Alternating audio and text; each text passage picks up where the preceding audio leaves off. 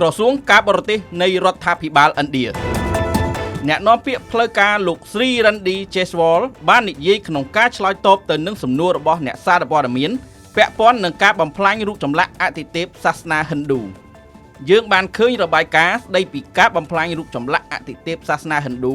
ដែលបានសាងសង់ឡើងក្នុងពេលថ្មីៗនេះហើយស្ថិតនៅក្នុងតំបន់ដែលកំពុងរងផលប៉ះពាល់ពីជម្លោះព្រំដែនរវាងថៃនិងកម្ពុជា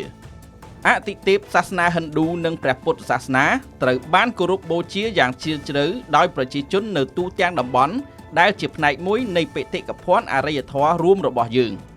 ទោះបីមានការទាមទារដែនដីក្តីសកម្មភាពមិនគោរពបែបនេះបានប៉ះពាល់ដល់អារម្មណ៍របស់អ្នកជឿសាសនាទូទាំងពិភពលោកហើយមិនគួរឲ្យកើតមានឡើយយើងសូមអំពាវនាវជាថ្មីឲ្យភាគីទាំងពីរត្រឡប់ទៅរកការពិភាក្សានិងការទូតដើម្បីស្ដារសន្តិភាពនិងជៀសវាងការបាត់បង់អាយុជីវិតបន្ថែមទៀតនិងការខូចខាតដល់ទ្រព្យសម្បត្តិនិងបេតិកភណ្ឌ